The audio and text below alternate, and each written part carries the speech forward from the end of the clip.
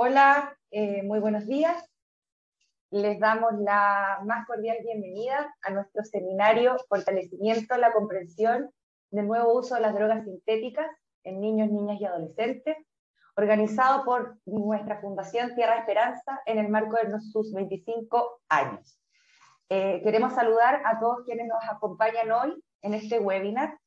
En primer lugar, a nuestro director técnico nacional de Fundación Tierra Esperanza, don Ricardo Suazo Guzmán, a nuestros socios estratégicos del Servicio Nacional para la Prevención y Rehabilitación del Consumo de Drogas y Alcohol, a través de su dirección nacional y también de las direcciones regionales, al Servicio Nacional de Menores y también Mejor Niñez, a través de sus direcciones nacionales y también regionales, a Jesús Morales Romero, trabajador social y docente del Diplomado en Gestión del Riesgo y Reducción de Daños de la Universidad Central de Chile, y quien será hoy día, ¿cierto?, nuestro expositor en este interesante tema. A Nilson Tenorio y Paulina Chancerel, nuestros supervisores técnicos de la línea de tratamiento terapéutico del consumo de drogas de nuestra fundación, a municipios y organizaciones de la sociedad civil vinculadas a la niñez y adolescencia desde el norte, centro y sur de Chile, y por supuesto a todos nuestros equipos de la Fundación Tierra Esperanza, que hoy se conectan desde las regiones de Tarapacá, Antofagasta, Atacama, Valparaíso, Metropolitana, O'Higgins, Biobío, Los Ríos y Los Lagos. Sean todos muy bienvenidos a este seminario con un tema que es muy contingente y de especial interés en la actualidad sobre el uso de las drogas sintéticas en niños, niñas y adolescentes. Para eso, hoy día el tema central vamos a abordar en una instancia de análisis, un tema que reviste diálogo, coordinación, es necesario el conocimiento para avanzar, ¿cierto?, en este abordaje integral, multisectorial y trabajo coordinado en red. A continuación, vamos a dejar con ustedes al director técnico nacional de la Fundación Tierra Esperanza, don Ricardo Suazo Guzmán, quien dará unas palabras en la apertura de este espacio. Ricardo. Muchas gracias, Francesca. A nombre de Rafael Mella Gallegos, nuestro director ejecutivo, bueno, quisiera saludar a todos quienes están presentes en esta jornada de fortalecimiento de la comprensión del nuevo uso de drogas sintéticas en niños, niñas y adolescentes. Quisiera saludar de manera especial a toda la línea de tratamiento de drogas, a todos los técnicos profesionales que están en estos momentos conectados, desde Antofagasta hasta Puerto Montt. Quisiera saludar a todos nuestros técnicos profesionales, a nuestros equipos también de las líneas de protección de derechos, de la línea educativa, de la línea de justicia juvenil. Quisiera saludar especialmente a todos los profesionales del Servicio Nacional de Protección Especializada, Mejor Niñez, Servicio Nacional de Menores, SENAME, y el Servicio Nacional para la Prevención y Rehabilitación del Consumo de Drogas, SENDA, y a toda esta comunidad de adultos, de adultas, toda esta comunidad de profesionales, de técnicos que estamos tratando de hacer una diferencia en la vida de niños, niñas y adolescentes. Desde ahí quisiera también saludar a todas las personas que han hecho posible que podamos tener esta jornada, desde sus elementos más administrativos, de sus elementos técnicos, de los elementos también tecnológicos que están involucrados. A todas y todos, muchas gracias también por el esfuerzo. Muy brevemente quisiera conectar esta jornada con nuestra misión institucional, la misión institucional de Fundación Tierra Esperanza, que nos invita, ¿verdad?, nos desafía a defender los derechos esenciales de niños, niñas y adolescentes, y nos invita también a hacerlo con profesionalismo y compromiso. Lo que estamos haciendo hoy, desde el punto de vista de esta comunidad, generando aprendizaje, generando conocimiento, promoviendo desarrollo, está muy ligado a aquello. Es nuestra responsabilidad formarnos, es nuestra responsabilidad mantenernos en los desafíos actuales, en los desafíos, en aquello que ya está sucediendo, en aquello que ya estamos viendo por este privilegio que tenemos quienes formamos parte de la sociedad civil, este privilegio que tenemos de poder estar con las comunidades, estar con las familias, estar con niños, niñas y adolescentes también de primera mano. Así que quisiera desearles a todas y todos mucho éxito en la jornada, a nombre de nuestra dirección ejecutiva, que nos vaya muy bien y que esto pueda ser parte, ¿verdad?, de este camino que estamos realizando juntos como una comunidad en el marco también de los 25 años de Fundación Tierra Esperanza. Mucho éxito en la jornada a todos y todas. Muchas gracias, Ricardo, por tus palabras. Vamos a continuación a dar inicio a nuestra exposición, ¿cierto? Que como expositor tenemos a Jesús Morales, como ya dijimos, trabajador social y docente titular del Diplomado de Reducción de Riesgo y Daño de la Universidad Central de Chile, quien va a abordar la realidad del consumo de drogas sintéticas en la niñez y en la adolescencia. Sin duda sabemos que esta es una realidad que tiene factores multidimensionales, donde la respuesta debe ser integral y multisectorial. Antes de partir con la exposición de Jesús, que yo creo que estamos todos ansiosos para que comience, les informamos que nuestro chat está abierto en la transmisión online a través de las plataformas de Zoom y de YouTube. Ya vamos a estar ahí recogiendo todas sus preguntas y sus comentarios. Vamos a realizar 2 espacios de rondas de preguntas, donde va a estar a cargo Paulina Chancerel, nuestra supervisora técnica de la línea de tratamiento, conduciendo estos espacios. ¿Ya? Así que los invitamos a ser activos, a ser muy participativos y dejar en el chat todas sus preguntas y sus comentarios. ¿Ya? Muchas gracias por estar con nosotros y Jesús, esta mañana te invitamos entonces a iniciar la exposición. Oye, muchas gracias. La verdad es que, bueno, partir saludando a los equipos, que se agradece también cuando las instituciones ponen una jornada, un seminario, un día jueves en la mañana y que permite también el diálogo entre los equipos. Yo creo que eso es súper importante, volver a cuestionar, a pensar, a repensar la intervención, lo que hacemos con esto tan importante que en muchos casos nos pasa que tenemos que trabajar y acompañar procesos que son bastante complejos y procesos complejos en condiciones muchas veces también complejas y muy diversas. Entonces es un desafío para los profesionales, para las instituciones y desde ahí yo creo que es importante que Tierra Esperanza como institución que hoy día trabaja en el área esté interesada también en poner estos temas que hoy día en el debate nacional se transforman en un tabú en muchos casos porque se instalan ciertas ya nociones y ciertas miradas hegemónicas en torno a lo que se hace con la infancia y la niñez. Y principalmente con el tratamiento en torno al uso problemático de sustancias, ¿cierto? Así que, bueno, eso, partir agradeciendo la invitación. Y, bueno, mi nombre es Jesús Morales, soy trabajador social, llevo harto rato trabajando en temáticas asociadas a temáticas de uso problemático de sustancias, pero me ha interesado, hace ya un rato vengo profundizando en esto de mirar el fenómeno del uso de sustancias a partir de una mirada no tan clínica ni tan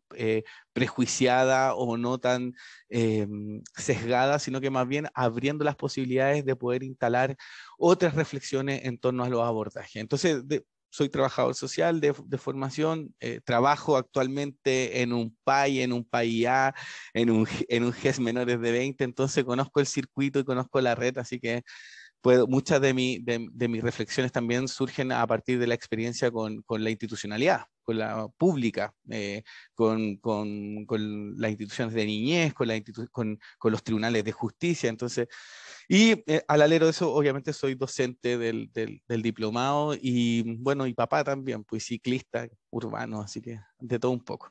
Entonces, para iniciar, comentarles que ¿se ve cierto? Sí, todo bien. ¿Sí? ¿Se está viendo? ¿Sí? ¿Tu presentación no? ¿Sí? No se está viendo mi presentación. Porque tengo... Ahora sí. A ver. Ahí sí, debía estar bien. Ahí sí. Ya. Ahí sí.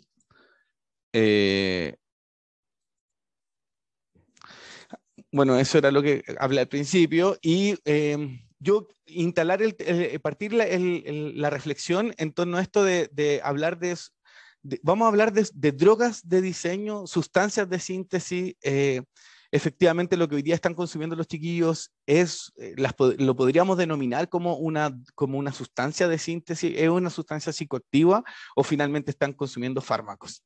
Entonces, es importante abrir el debate porque así también nos permite tener mejores diagnósticos por una parte, pero también mejor acompañamiento. Y desde ahí también instalar el tema, la mirada desde la gestión del riesgo y daño, y obviamente instalar la mirada del placer. Los chiquillos no consumen sustancia porque la quieren pasar mal, ¿se entiende? Porque en algún lugar de su sistema nervioso central lo que están consumiendo le está generando un placer.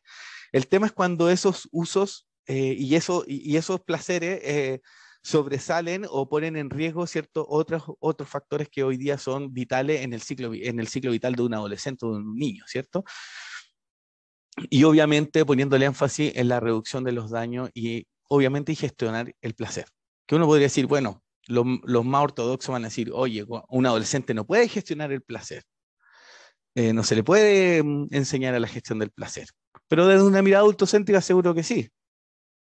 Pero sin embargo es importante empezar a instalar el debate, porque hablamos de autonomía progresiva, hablamos de interés superior del niño, pero no, los chiquillos no pueden gestionar su placer.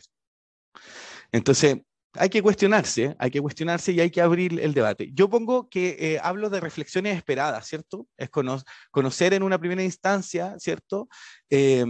Cómo ha sido el desarrollo de las sustancias de síntesis a lo largo de la historia y las relaciones en torno a los abordajes. Un segundo momento, identificar las sustancias de síntesis que tienen mayor prevalencia en la población infanto-adolescente y mirar cuáles son los riesgos asociados a estos usos y cuándo estos usos hay que poner alerta respecto a problemáticas que pueden generar sobreconsumos, por ejemplo.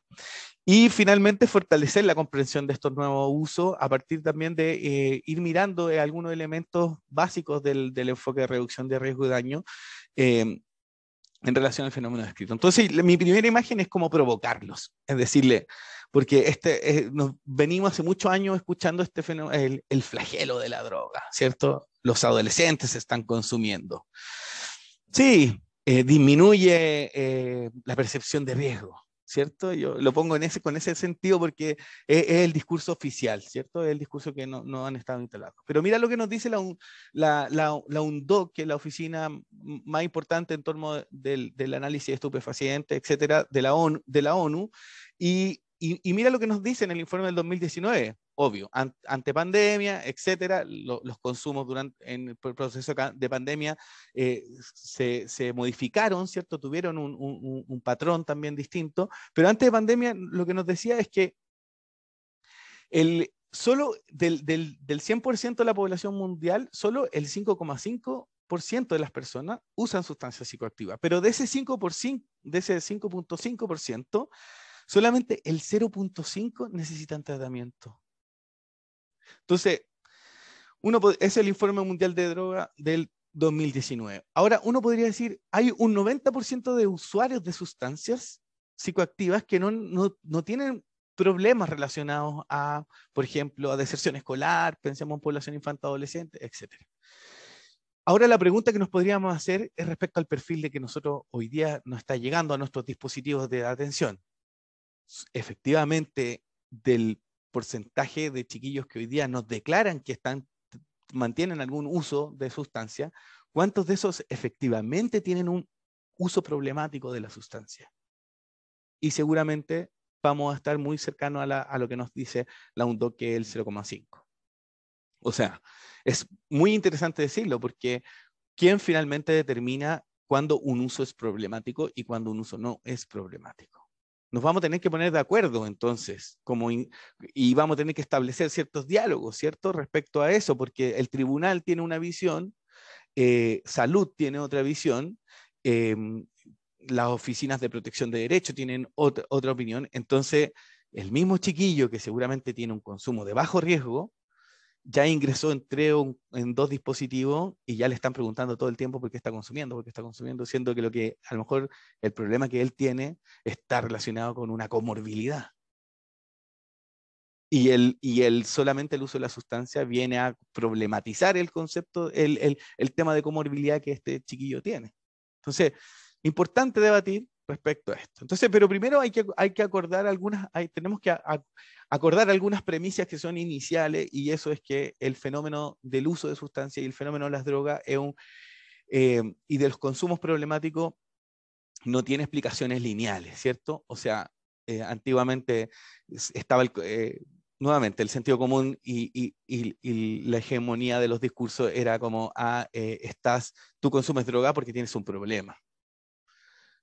Tú consumes droga porque tienes una pena o tienes problemas en la casa. Y qué fue lo que también nos fueron diciendo durante el discurso oficial, instalaba eso, ¿cierto? ¿Cómo vamos a olvidar aquella campaña publicitaria que decía algo así como vuelve a ser inteligente, ¿cierto? Y mostraban a ese usuario adolescente que fumaba, que era usuario de marihuana y metía la zapatilla al refrigerador, ¿cierto? ¿Qué más estigmatizante, qué más prejuicio de instalar al usuario de cierta sustancia dentro de una categoría inferior, ¿cierto? Entonces, nuevamente ponemos el estigma frente y que son cosas que la vamos a ir abordando, pero no me quiero ir con eso. El tema es que es importante saber que el uso problemático de sustancia no es lineal, o sea, no es A y B, ¿ya? Los chiquillos no consumen porque pasa esto, no, es mucho más complejo y mucho más multifactorial. Y si no lo comprendemos así, la verdad es que es como el concepto de decir, elige vivir sin drogas, ¿cierto? Que es como, ya el nombre es como, ¿quién más? O sea, elige vivir sin droga y los equipos de fútbol tienen marcas de cerveza en sus camisetas. ¿Se entiende? Uno podría decir, bueno, cuestionemos, si lo vamos a cuestionar, cuestionémoslo todo. Para eso estamos, ¿cierto?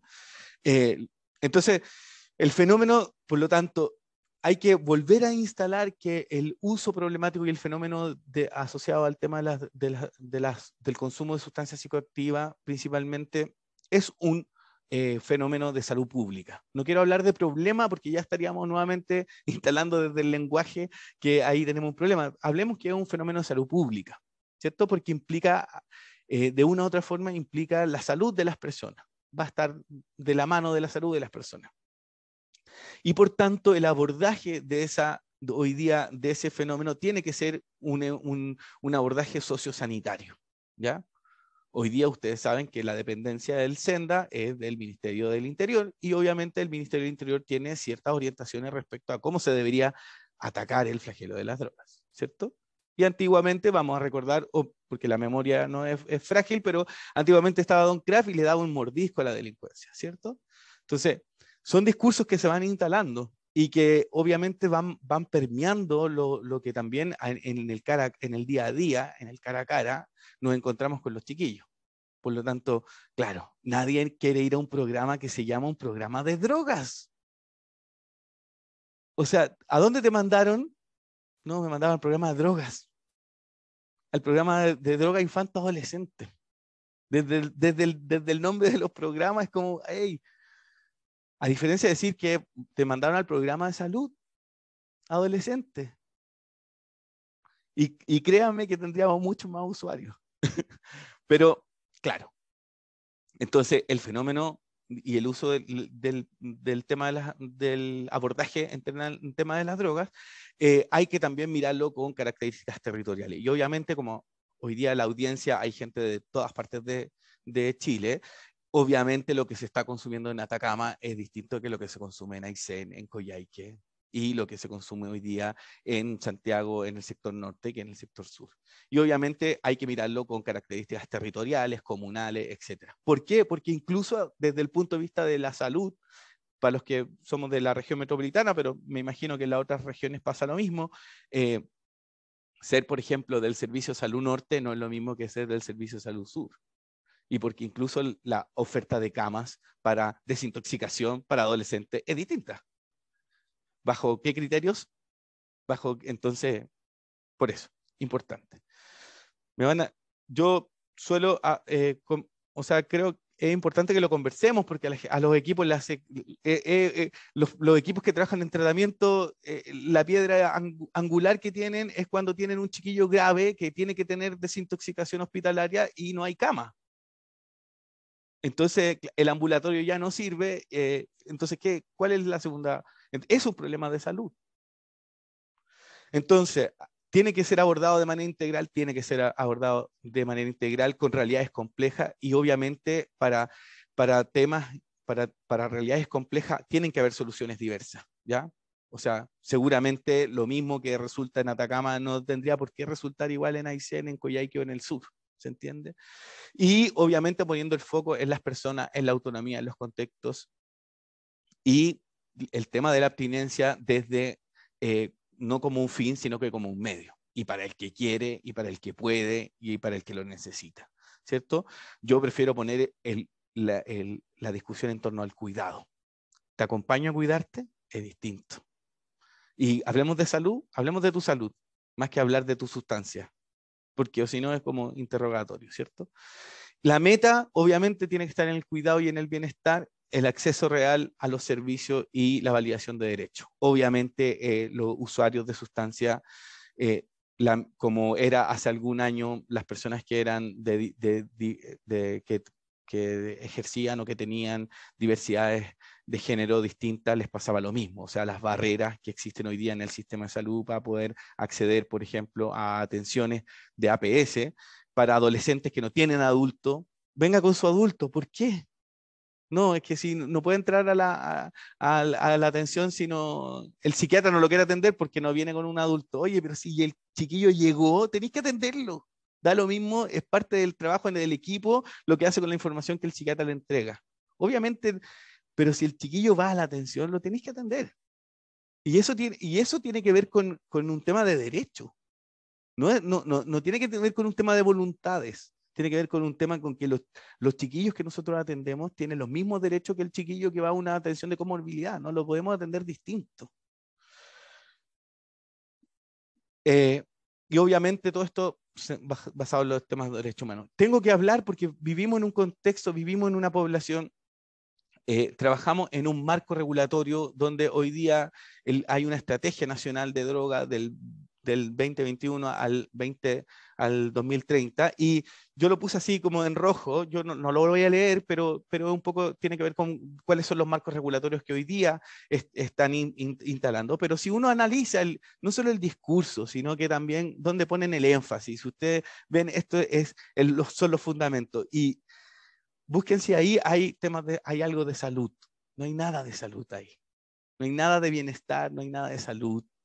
Y por lo tanto el énfasis que se pone en segundo párrafo dice, desde el punto de vista moral, estamos hablando de un instrumento público, ¿cierto? Que son los lineamientos, y está hablando de la moral, entonces dice, desde un punto de vista moral, dice, la comprensión de los niños, niñas y adolescentes como sujetos de derecho, y como personas que requieren un cuidado especiales consistente en su estado de desarrollo, y obliga al Estado y a los gobiernos que realicen refuerzos adicionales en la protección y en el cuidado.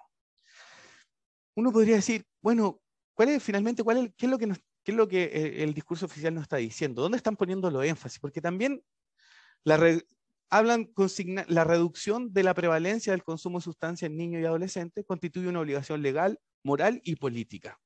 Y por tanto, se pone el énfasis en, por ejemplo, en el marco regulatorio de los derechos del niño, pero en esto que también ha sido muy cuestionable desde los años 90, que habla del interés superior del niño. Y hay muchos debates y seguramente no vamos a llegar a acuerdo, porque, claro, contextos como esto, la verdad es que uno dice, bueno, pero ¿qué es lo que se quiere? ¿A dónde queremos llegar? ¿Dónde está la meta? Para que los equipos vayan visualizando diciendo, ya, ¿estas acciones se ajustan a lo que la política está diciendo? Lo pongo porque es lo que hoy día nos rige, pero también está esto otro que tiene que ver con el Programa Nacional de Salud Integral de Adolescentes y Jóvenes. Ellos definen que hay modelos, que la política de salud tiene incorporados algunos modelos y tiene algunos enfoques. Y son algunos de los que nombra, ¿cierto? El enfoque de equidad en salud, el enfoque intercultural, el enfoque de familiar y comunitario, el enfoque de género, los determinantes sociales de salud, el enfoque de curso de vida, ¿cierto? Y los modelos, el modelo ecológico, ¿cierto? Factores de riesgo, factores protectores, el modelo ecológico, lo decía, y el modelo de salud integral e integrado, ¿cierto? Pero, y aquí es cuando yo digo, estamos 15 años atrasados que nuestros vecinos Argentina, Perú, Colombia, Brasil. 15 hasta 20 años atrasados, porque ya la política de salud con adolescentes y la política en torno al uso problemático de sustancias en los países como vecinos están instalando el tema del enfoque de la reducción de riesgo de daño. Claro, hoy día se ha puesto en el debate hegemónico, no es que tiene que tener evidencia científica, no es que la ciencia de la implementación. Y las orientaciones del Plan Colombo a partir de eso, etc. Ahora, la pregunta es, miremos más allá, porque es como también esto tiene que ver con un tema colonial, y lamentablemente es como desde Latinoamérica están surgiendo nuevos enfoques, y enfoques que se han instalado y que están dando resultados. Claro, seguramente no hay financiamiento para investigar, para levantar datos, porque al final eso también es parte y que finalmente es costoso, pero si uno mira, por ejemplo, lo que han hecho, lo que hizo España, lo que hizo Inglaterra, para no mirar siempre lo que pasa en los Países Bajos, ¿cierto? Pero lo que está haciendo el País Vasco en torno a la política de droga, Portugal. Entonces yo digo, hey, estamos a años luz. ¿Qué estamos haciendo? Entonces la pregunta es como, ¿qué tan efectivo es los esfuerzos que estamos haciendo? ¿Valen la pena y están cumpliendo a cabalidad con lo que se nos está comandando? O sea, como al mandato que se nos está dando respecto al trabajo con infancia y adolescencia. No sé, lo pongo en cuestión. Importante, a propósito de esta imagen, el enfoque lo pongo en negro porque es como, me encantaría que estuviera. O sea, Costa Rica tiene una política de salud para adolescentes en donde el enfoque de reducción de riesgo de daño está dentro de los 5 pilares. Entonces yo digo, bueno, ahí vamos, ¿no? Ahí estamos. Entonces, pero también hay otros elementos que tienen que ver un poco con los principios bioéticos de la salud de los adolescentes, ¿cierto? La beneficencia, me imagino que los equipos saben o reconocen estos elementos que son básicos, que tienen que ver con la justicia, con la autonomía. Pero estos principios, que son los principios bioéticos clásicos, van muy de la mano con los pilares también del enfoque de reducción de riesgo de daño. Ahora, también hay que mirar el tema de la autonomía progresiva como elemento como tal, pero también el enfoque basado en derechos humanos y por otro lado la confidencialidad, clave. Y yo me quiero amarrar de eso y quiero que nos quedemos con eso, y es como para que también sea parte del trabajo que a lo mejor que lo puedan discutir en los equipos. Cuando la confidencialidad está en cuestión, cuando hay que establecer la clave de la confidencialidad respecto a los procesos de nuestros usuarios o usuarias. ¿Por qué? ¿Por qué hacerlo? ¿Para qué hacerlo? ¿En qué nos permite tener mejores intervenciones con los adolescentes? La confidencialidad como también parte de una escucha activa, ¿cierto? Instalar nuevamente el tema de la escucha activa con los procesos de los chiquillos. Yo me voy a ir más al extremo y me gustan en ese sentido nuestros hermanos argentinos, y miren lo que dicen: el modelo biomédico, hegemónico, adultocentrista y paternalista no va más. Yo cuando vi esa imagen dije, wow, seguimos súper atrasados, así estamos súper mal y estamos a un par de kilómetros de ello. Entonces tiene que ver también con cómo entendemos la salud, ¿cierto? Cuando cuando en general nos preguntan en nuestra vida qué vamos a entender por salud, uno inmediatamente empieza en la enfermedad, pero ¿por qué ha sido lo que nos han ido enseñando? O sea, miren lo que pasó con la pandemia. A partir de hoy día ya no existe el contacto estrecho, ya no hay, o sea, hay miles de cosas, entonces nos vimos enfrentados en todo este discurso también respecto a la salud, y cuando uno le preguntan ¿cómo está tu salud? Es como uno dice, no me he enfermado. Pero la verdad es que uno también empieza a pensar cuántas veces ha ido a la clínica, cuántas veces ha ido al doctor en un mes, ¿cierto? Que me atiendo en FONASA, me atiendo en ISAPRE, etc. El tema es que esa concepción de salud y enfermedad ha sido también instalado por el discurso biomédico hegemónico, instalado desde hace muchos años, y que es un discurso que hay que empezar a modificar si es que queremos tener nuevas percepciones respecto a los fenómenos, principalmente que afectan a los adolescentes. Y por lo tanto, esta mirada biomédica nos genera ruido, y quiero invitar ahí a nuestro amigo Foucault, y porque Foucault instalaba una cosa que hablaba de la máquina corporal, ¿cierto? Entonces, ya, tú tienes un problema de salud mental, vas a ir al COSAM, pero como tienes obesidad mórbida, vas a ir también a Vida Sana. Pero y como también fumas, como tienes un consumo de TUSI, vas a ir al programa ambulatorio intensivo. Entonces, a los adolescentes y a las personas que hoy día tenemos dificultades de salud, nos dividen. Tiene una parte mala, ¿cierto? Entonces, a veces a uno le llama la atención cuando llegan informes de tribunales y dice, ya, se va a seguir atendiendo en el hospital en psiquiatría, pero va a seguir en el programa de droga, va a seguir en el COSAM, pero en salud mental en el hospital. Sabiendo que el sujeto que necesita atención psiquiátrica necesita que los equipos estén constantemente nutriéndose de esa conversación, del análisis de caso, de la relación, de la mirada médica, pero también social, que el técnico de rehabilitación instale cosas, que la psicóloga instale cuáles son las cogniciones que están detrás. O sea, si no lo entendemos así, efectivamente estamos pensando en cómo, y Foucault lo plantea muy bien, ¿cierto? ¿Qué nos dice la Organización Mundial de la Salud, ¿cierto? Especialmente en esta definición de que es un estado completo de bienestar físico, mental, social, y no solamente la afección o la enfermedad, ¿cierto? Y por lo tanto, entonces, salud la entendemos como esta mirada de la ausencia de la enfermedad. Por lo tanto, aquí nuevamente está esa visión dicotómica. ¿Estás sano o estás enfermo? Y los diagnósticos que a veces nos piden las institucionalidades nos ponen también en esa lógica. Y en un plazo, entonces tú tienes que hacer un diagnóstico en un plazo a un adolescente que también está en una etapa de desarrollo, que en 6 meses ese adolescente puede también tener algunos cambios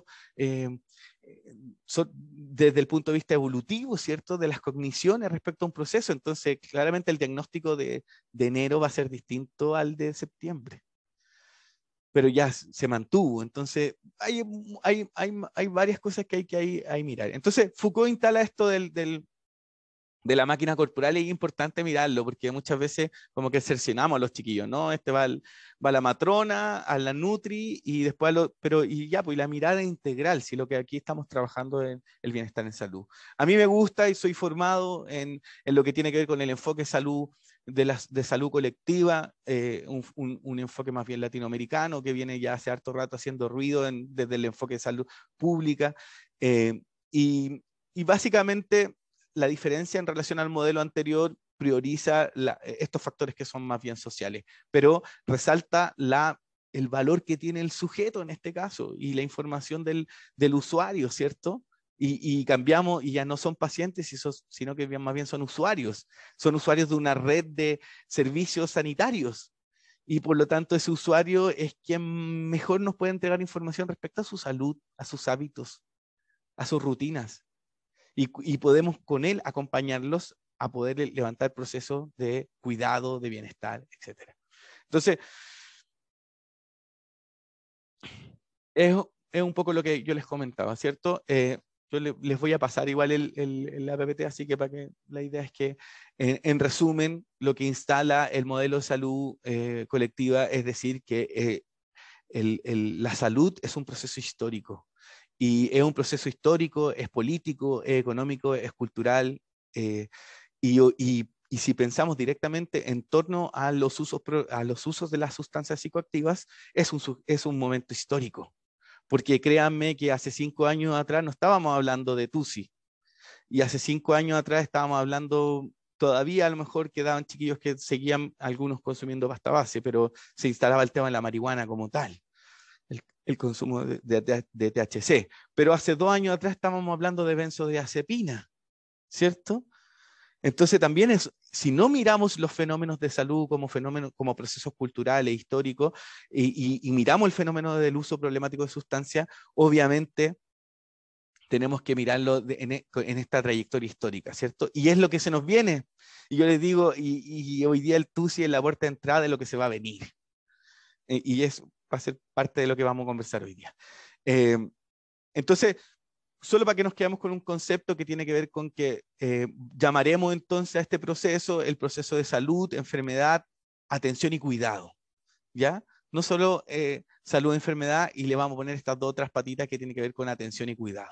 ¿Y qué es la clave? ¿Qué es la clave para dar el paso cultural respecto a mirar los fenómenos de salud de los adolescentes de una manera distinta? Otro elemento que es importante mencionar es que no es lo mismo ser usuario de sustancia de un sector acomodado, ser usuario de sustancia de la población LGTBI+, ser usuario de sustancia mujer en un sector urbano marginal, ser migrante, vivir en un campamento y ser usuario de sustancia. Entonces, otra cosa que tenemos que instalar tiene que ver con esto de las dimensiones, o de las dimensiones que hoy día hace que este fenómeno también, uno podría decir como la triple inequidad, ¿cierto? La clase social, el lugar que ocupas en el sistema, el género, la raza, la etnia, etc. Por tanto, el fenómeno de las drogas tiene que tener, y ya lo dicen muchos investigadores, es un resultado de un proceso histórico que ha posibilitado y constituido las reflexiones en torno a esto, ¿ya? Y por lo tanto, si pensábamos cuál era la visión que se tenía en torno al fenómeno de los adictos, ¿se acuerdan? Para los que tienen más edad, yo no veo la cara de la audiencia, pero para los que llevan hartos años trabajando en el área social, la adicción, el programa de adicciones, ibas al programa después al programa de drogas. Y es más, pensar en esto en las comunidades terapéuticas en donde dice el adicto miente, ¿cierto? El adicto miente, los usuarios de sustancias son manipuladores, hay que quebrantar el ego, y así sin número de cosas que se fueron instalando y que hoy día obviamente hay que estar sacando de los equipos porque eso todavía queda. Y los chiquillos que van a los programas de uso problemático de sustancias no necesariamente son enfermos, no necesariamente son adictos. Y eso tiene que ver con cómo nosotros estamos mirando el fenómeno y el uso de la sustancia en un sujeto puntual. Por lo tanto, este fenómeno va a estar de la mano con esto que tiene que ver con un universo simbólico. No es solo consumir Tusi, es Tusi, es Rosada. Los artistas de la escena musical la están cantando en sus letras, hay una música asociada, hay un background cultural, entonces no es solo eso. Y por lo tanto los equipos tenemos que saber. O sea, si el día de mañana no sabemos lo que es la guaracha y nos preocupamos porque los chiquillos están consumiendo Tusi, pero no sabemos lo que es la guaracha, o dicen que consumen pilas, pero no sabemos por qué ocupan las pilas en la fiesta electrónica. Eso es una invitación a que los equipos tienen que formarse, tienen que aprender este entorno cultural simbólico en donde está dotado de sensibilidades contextuales, culturales y obviamente políticas. Porque lamentablemente los chiquillos que nosotros vemos hoy día son el eslabón más delgado de la cadena, de una cadena que es mucho más grande y que tiene que ver con el narcotráfico, ¿cierto? Por lo tanto, vamos a instalar el tema de la subjetividad y la subjetividad respecto a cómo hoy día el chiquillo que ustedes atienden, el usuario que llega a ustedes, está conteniendo esta comprensión más bien simbólica, vivencial, las narraciones y los significados que se le atribuyen a esa sustancia y cómo los equipos se pueden hacer cargo de esa sustancia. Y en el sentido de poder recoger esas narraciones que permitan mejorar acompañamientos, procesos terapéuticos, pero más bien considerar también los bagajes culturales de los adolescentes, ¿cierto? Independiente de que ese usuario o no usuario tenga escolaridad.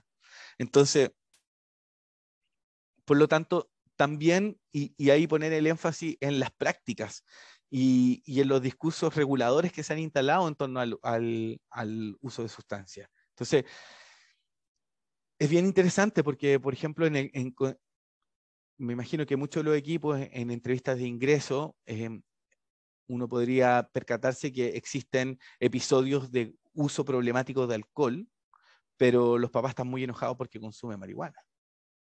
Pero no hay cuestionamiento respecto al uso del alcohol y lo que ha generado el alcohol respecto a violencia intrafamiliar y otro más. No, pero el problema está puesto en que el chiquillo consume marihuana. Pero el chiquillo va al colegio, juega a la pelota, pero el problema es que consume marihuana. Entonces, importante, los discursos reguladores. ¿Quién está diciendo? El colegio lo mandaron del colegio porque porque se puso a fumar en el colegio. ¿Por qué un chiquillo quisiera fumar en el colegio? ¿Solo por tener por desafiar a la autoridad? ¿Por desafiar al sistema? ¿O porque no tenía tantas ganas de fumar y que necesitaba fumar algo en el patio?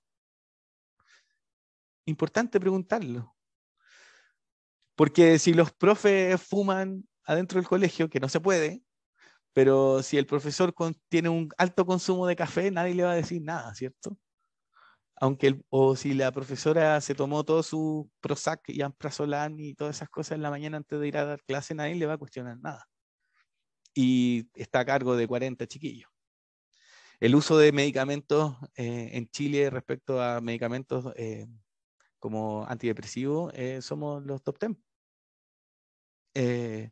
Entonces, claro, por lo tanto, este entramado de significantes nos van a dar de una u otra forma asociaciones e interpretaciones de los discursos que nos van a permitir a nosotros mirar el fenómeno de manera más complementaria. Nuevamente invito a mi amigo Foucault porque tiene un libro que es muy bonito que se llama Las palabras y las cosas. Yo los invito a que lo lean, pero él dice que las cosas y las palabras van a separarse. El ojo será destinado a ver y solo a ver, y la oreja solo a oír. El discurso tendrá desde luego como tarea el decir lo que es y no será más de lo que se dice. ¿Qué quiere decir el Foucault con esto? Básicamente tiene que ver con que hoy día el lenguaje posibilita realidades, pero también limita realidades. Y para los que somos más de un poquito más de edad, si nosotros le preguntamos a nuestro abuelito dónde compraban ellos sus remedios, ellos te iban a decir en la droguería. Y efectivamente, y si nos vamos mucho más atrás, esta relación con el lenguaje, por ejemplo, y por eso es importante hablar como de los marcos referenciales, que tiene que ver con, en inglés significa una cosa, en francés significa otra, y no instala el tema de hablar, si hablamos efectivamente, hablamos de drogas, y drogas con toda esa carga cultural que tiene cuando hablamos de droga, como que la droga te va a venir a atacar, ¿cierto? Es como alguien que está vivo, la droga es como alguien que está vivo en algunos discursos. Pero también podríamos hablar de sustancias, de abuso. Y cuando hablamos de sustancias de abuso, detrás de eso no estamos hablando de ningún prejuicio, de ningún problema. Estamos hablando de una cosa súper concreta. ¿Cuáles son las sustancias que tú usas? Y esa es como conversa también para un espacio de autocuidado en los equipos, ¿cierto? ¿Usuario de qué sustancias somos? ¿Cuántas sustancias uso para que mi vida funcione? Entonces, en reunión de equipo alguien dice, hoy no, es que este chiquillo tiene abstinencia. Ah, sí, tiene abstinencia. Y el profesional que dice que tiene que fumarse un cigarro para ir al baño, ¿no es abstinencia? El que está a dieta y pasa por afuera de una pastelería con un pastel con chocolate y que dice, así, me llegó a doler la guata, qué ganas de comérmelo. ¿Eso no es abstinencia? O el compañero que se toma 6 litros así 6 tazones de café en el día. ¿No estamos teniendo un problema de consumo problemático de café? ¿Cuánta cafeína puede aceptar en un cuerpo sano, ¿cierto? Un usuario de una oficina. ¿Por qué se lo instalo? Porque hablar de droga o hablar de sustancias de abuso o sustancias de uso médico que afectan con efectos psicoactivos o que pueden generar o producir efecto en el sistema nervioso central y que pueden ser susceptible a ser autoadministrada. Hay un gran entramado de cosas que podemos hablar ahí, ¿ya? ¿Por qué? ¿Y por qué les pongo esto? Porque lo que no tiene que pasar es esto otro, que tiene que ver con el estigma, ¿cierto? No voy a ahondar mucho en esto, pero básicamente lo que pasa con lo anterior es que este es el drogadicto, este es el adicto. Y la concepción de un concepto frente a una persona es esto otro, ¿cierto? El ciclo de estigma. Etiquetar, asociar etiquetas con ciertos atributos, ¿no? El consumidor de Tusi es violento, o hacer la diferencia, ¿cierto? ¿No? Los que consumen, como dicen los chiquillos, falopa, no, porque yo consumo Tusi, no consumo falopa, la falopa no, eso es malo, así pésimo, no. Y los que consumen pasta base, peor, eso son la última categoría. Y por lo tanto el estigma también se genera entre ellos, a propósito de los consumos que los chiquillos enfrentan. Voy a avanzar con esto y los distintos tipos de estigma que hoy día lo podemos encontrar incluso desde algunas definiciones más bien conceptuales, pero también la discriminación, que es finalmente el acto mismo del estigma. No voy a atender, y el psiquiatra dice, no voy a atender a alguien con consumo. ¿Cómo no va a atender a alguien con consumo? No, el programa infantil del COSAM no atiende niños que tengan consumo. Y entonces, ¿cómo lo evaluamos? ¿Qué hacemos con ese chiquillo? Entonces, nuevamente los conceptos, porque es una cosa que nos instala todo el tiempo, ¿cierto? Y ahí hay dos definiciones de droga. La de la OMS, que me voy a quedar con esa de la OMS, de la Organización Mundial de la Salud, pero miren la definición de psicofármacos del SENDA y nuevamente nos ponemos ahí y decir, bueno, ya, ¿qué vamos a entender? Me quiero ir a esta porque me gusta Elvis, y a propósito están dando una película de Elvis últimamente. Este es como van saliendo de uno de los recitales más importantes que tuvo Elvis, y yo le digo, y yo pongo esta imagen principalmente nuevamente para evocarlo, ¿cierto? Y la frase de esta imagen es como, no a todos les pega igual. Si uno piensa cuál fue, se supone que según la autopsia y según los datos, la situación, uno de los factores determinantes para la muerte de Elvis fueron el uso de barbitúricos, que en términos concretos hoy día sería benzodiazepinas. Pero yo digo ahí, a no todos les pega igual, ¿cierto? Y uno podría hacer la identificación de nuestros usuarios. A no todos nuestros usuarios las sustancias les pegan igual. Y hay muchos factores que van a determinar que un chiquillo tenga un buen viaje, un mal viaje, o que efectivamente se quede pegado en alguna sustancia por un tema puntual.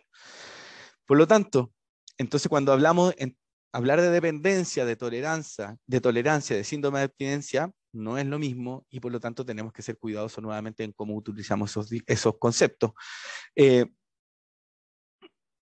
Como les decía, en la práctica, hablar de droga tiene relación con referirse a sustancias que se consumen de manera recreacional y que no tiene que ver con el uso médico. Y es bien interesante esto porque lo que nos dice la encuesta en la última encuesta del SENDA respecto a consumo de benzodiazepina en adolescentes es que superamos todos los récords.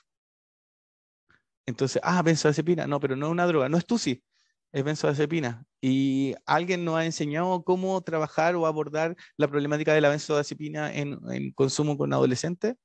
No hay información. Las sustancias, por lo tanto, tienen 3-4 elementos que son importantes, y ya voy entrando a esto para que nos vamos a la parte de la sustancia, pero tiene que ver con que hay que mirar siempre en una sustancia la dosis, hay que mirar la vía de administración, la frecuencia y la toxicidad.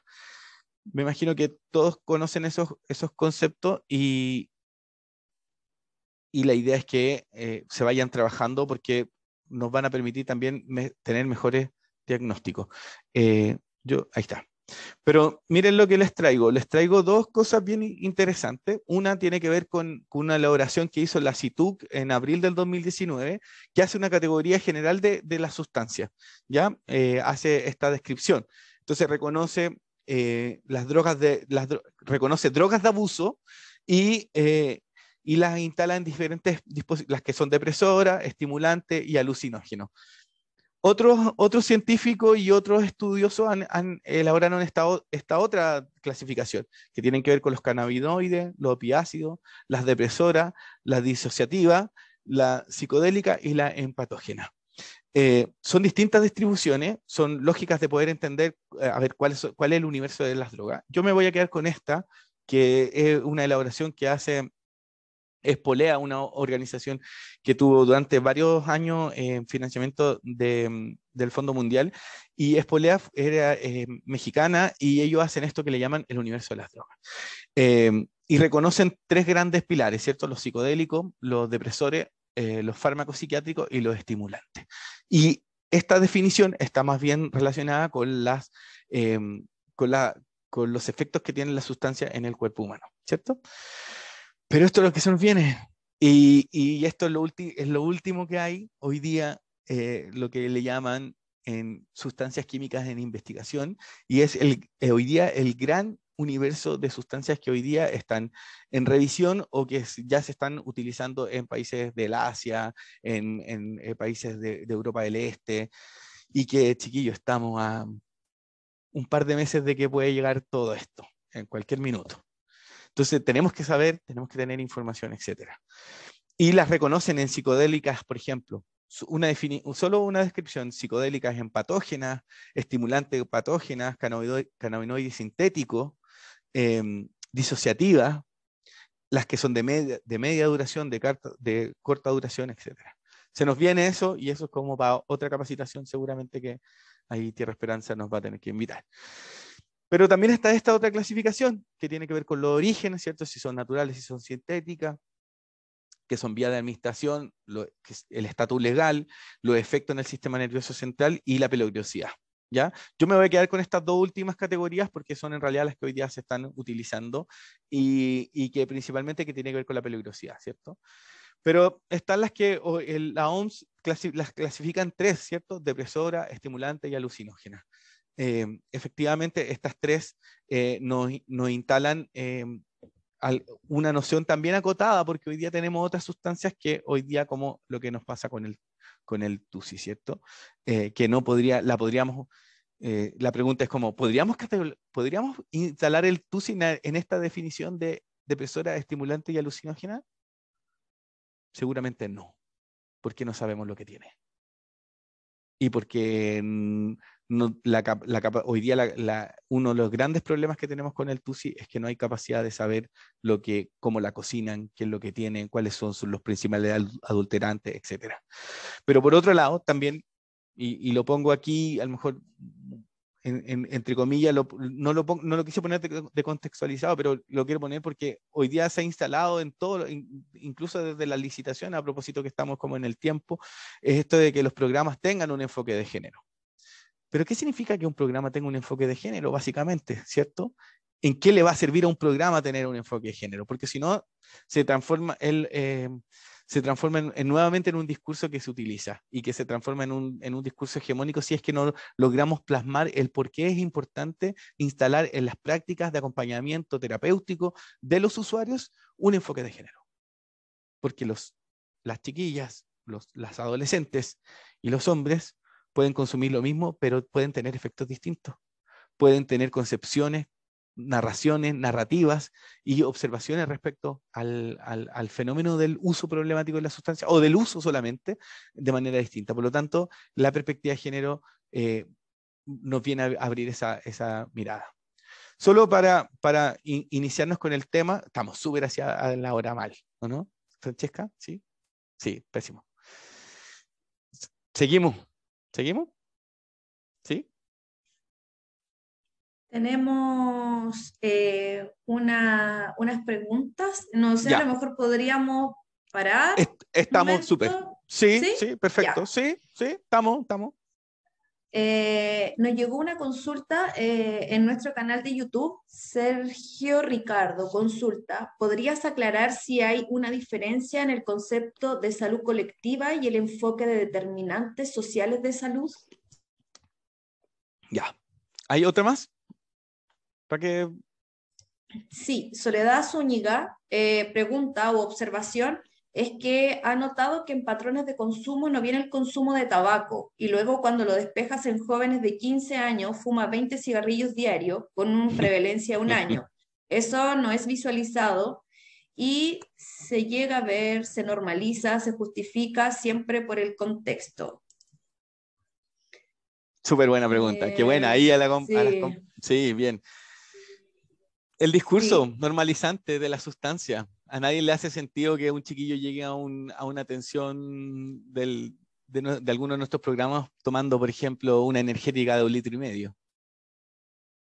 A nadie le hace sentido. Nadie se lo cuestiona. Pero ese chiquillo que se está tomando 1,5 litros de Monster, créanme que después de 2 horas ese chiquillo no es el mismo. Entonces, claro, es lo mismo con el cigarro. Sí, y un poquito tiene relación a otra pregunta de Felipe Jara. Para aplicar el enfoque reducción de riesgo, es necesario conocer muy bien las sustancias que usan los usuarios. Por ejemplo, el abordaje de factores de riesgo en alcohol y en pasta base son muy distintos. El craving que genera igual, su sintomatología, los efectos.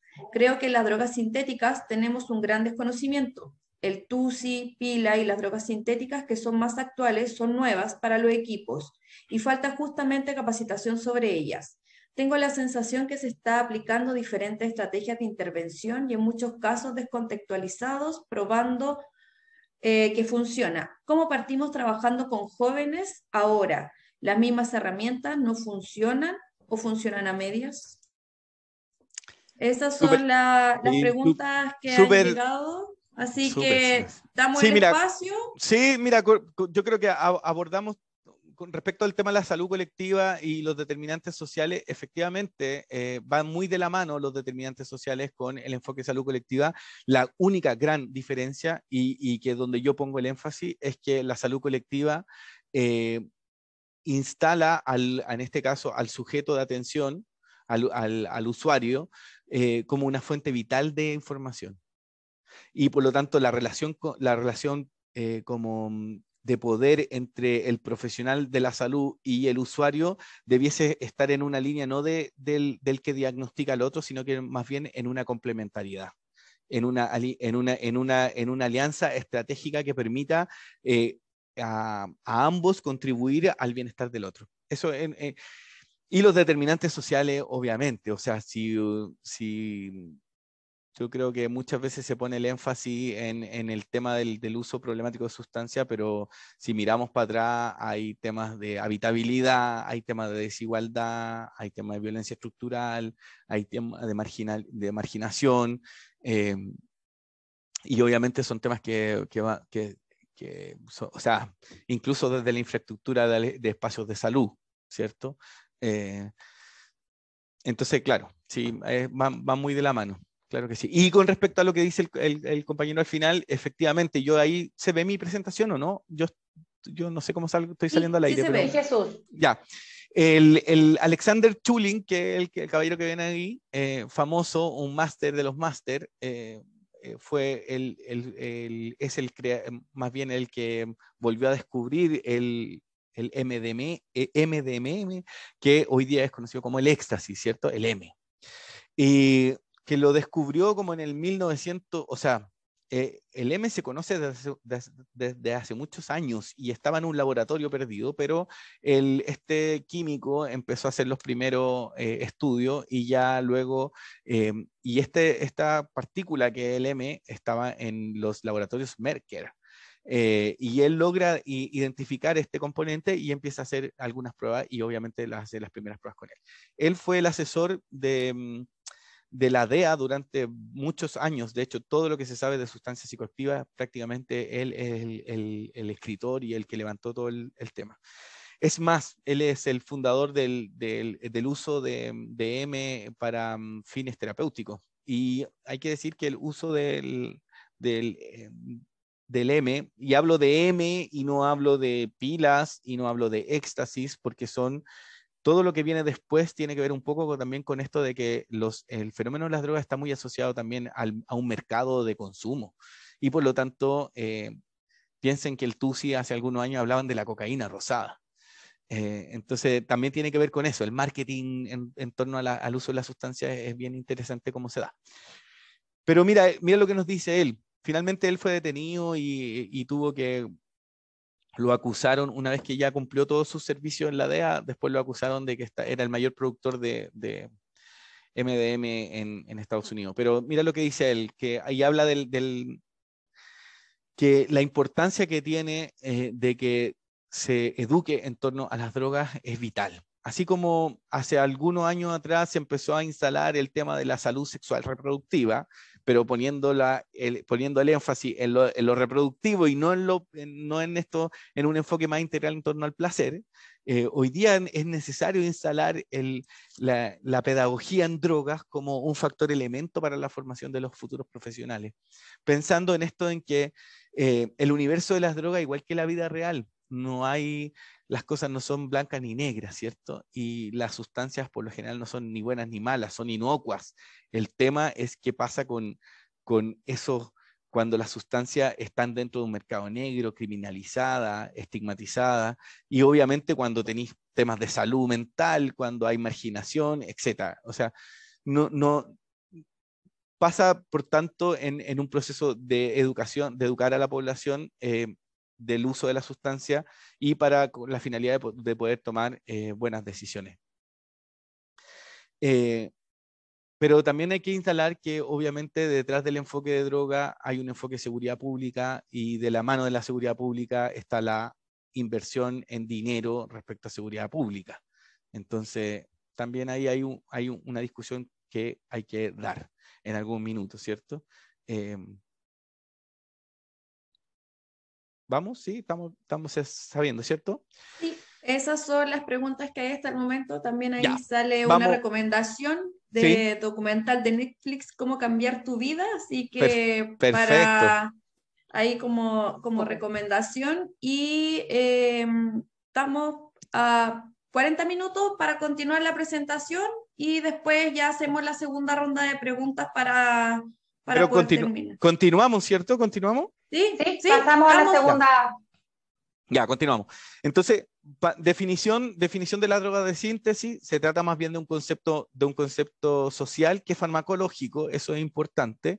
O sea, son psicofármacos que son sintéticos, sin embargo, son producidos, como se dice ahí, en la clandestinidad. Ahora, no todo, ¿cierto? Porque si nosotros hoy día nos damos una vuelta por Canadá, por Estados Unidos o por Europa, hoy día hay o sea, hay que pensar que, por ejemplo, el mismo M, el famoso éxtasis, hasta el año 85 era legal. Y si nos vamos mucho más atrás, tenemos que pensar que la cocaína se vendía en la droguería. Y la gente podía ir a comprar cocaína a la farmacia. Y el clorhidrato de cocaína se utilizaba, y cuando uno ve una película de los años 20, para los que les gusta la moda vintage, y ven a estas damas así como que se espolvorean la nariz, y sacan como unas cajitas y como que se pegan una espolvoreada en la nariz, eso es porque había consumo de cocaína, de cafeína en formato esnifado. O sea, no hasta el 1900 y tanto en el Paseo Humada había un lugar para consumir fumar opio. No, no era tan loco. Y para los que viven en Santiago y más antiguo, hablaban como de la Soña Cañamera de San Felipe, y etcétera. O sea, la historia de nuestra sociedad ha estado de la mano con el consumo de sustancias. Y por lo tanto, apelar o pensar que no hay un mundo sin drogas es bastante extraño, porque es como también es como limitar la realidad, ¿cierto? Por lo tanto, volviendo al tema de las sustancias de síntesis, bajo la denominación de sustancias de síntesis o sustancias de diseño, hay una serie de productos que en general son pastillas, pero también van muy de la mano con el desarrollo de la química, ¿cierto? De la farmacoterapia, pero en general están muy relacionadas con la anfetamina, ¿ya? Como elemento base, y desde ahí todas las derivaciones que hay de la anfetamina. y que obviamente es un fármaco estimulante del sistema nervioso central. Se entiende la idea de como que en la droga de síntesis hay porque también hay imaginario, ¿cierto? Que hay casi un químico y muchos quedaron pegados con Breaking Bad, así como casi adentro de una camioneta haciendo metanfetamina y etcétera, pero la verdad es que no es tan así y es mucho más, en algunos casos, y hoy día lo que nos pasa con el TUSI tiene que ver con mucho más tóxico, o sea, como cocinar TUSI, créanme que nadie se pone guantes, ¿ya? Y seguramente lo hacen en lugares en donde no necesariamente están todas las condiciones higiénicas. Las posibilidades de ¿cómo se llama?, de contagiarse de hepatitis son altas, por eso mismo también. Entonces, las sustancias, como le decía, son uno de los grandes motivos que movilizan las sustancias de síntesis es poder replicar lo que hacían algunas sustancias enteógenas, pero evitando aquellos efectos que eran mucho más el vómito, el mareo, etc. ¿Ya? En un primer momento también surgió así. Y obviamente las sustancias de síntesis, al ser más específicas, atacan o apuntan a ciertos espacios más diferenciados, ¿cierto? Esta idea de las drogas de diseño es, como les decía yo, es parte del mito y del, como decirlo, como del ambiente cultural que se vivió en los años 70, ¿cierto? Y Gary Henderson, que era un farmacéutico de la Universidad de California, piensen ustedes que cuando viene el auge del LSD, Gusto y todo esto, y la política prohibió el uso de LSD, las sustancias de diseño vuelven a tener este auge cultural, ¿cierto? Y obviamente se instala, y ahí fue cuando se le inventa este famoso nombre que es por ejemplo, el éxtasis. Al M se le llamó el éxtasis o la sustancia del amor, la droga del amor. Incluso en Europa se consumía como estimulante sexual el M. Había también dentro de los mitos es como que para cada persona hay ciertas sustancias, ¿cierto? También eso es parte del mito y la verdad es que más bien la estructura química novedosa van generando interacciones con los sistemas nerviosos centrales, pero eso va a depender de cada persona. Y la verdad es que finalmente el desarrollo de las sustancias de síntesis se genera a partir de evitar así la actuación de la justicia, porque en la medida en que se iban desarrollando sustancias de síntesis, los organismos internacionales como no llegaban tan temprano y por lo tanto la alerta sanitaria respecto a ciertas sustancias no se daba hasta muy tardíamente, ¿cierto? Entonces, como les decía yo, en el 1914 el MDMA, el famoso éxtasis, pasó de una etapa preclínica a una etapa de uso, y en Estados Unidos ya en los 70 la cultura psicodélica, como les decía yo, y otras anfetaminas y sustancias alucinógenas como el LSD ya se estaban popularizando, ¿cierto? Ya les decía lo de la droga del amor, y en los años 80 su uso se aumentó, existiendo diversos países en Europa, y esto muy asociado al aumento, o sea, y al desarrollo de la cultura como de la música electrónica, ¿cierto? Principalmente porque algunos de los efectos de la anfetamina generan efectos auditivos, visuales, que van muy de la mano con espacios o ambientes de fiesta en donde se relaciona eso. Quiero avanzar porque quiero un poco tratar de intencionar a lo que hoy día nos invitaron, ¿cierto? Y que tiene que ver con esto de mirar el uso de la sustancia dentro de un fenómeno sociocultural, con identidades particulares, y obviamente entender la cultura del contexto en el cual se utiliza la sustancia. O sea, no es lo mismo el chiquillo que te dice que consume Tusi solo que el chiquillo que consume Tusi con muchos amigos en un contexto de fiesta, o el que consume Tusi solo en el campo o encerrado en su pieza. Es distinto. El uso de la sustancia de síntesis también va muy de la mano con esta relación más bien prejuiciada en torno al uso de la cocaína y de las benzodiazepinas, ¿cierto? Principalmente por los efectos negativos que ambas estas tienen en los usuarios que tienen un patrón más frecuente. Y obviamente uno de los elementos que se conjuga en todas las sustancias de síntesis es esto de un elemento más bien facilitador o socialización, o de sociabilidad, más bien por eso también la denominan empatógena, ¿cierto? Ya lo comenté eso.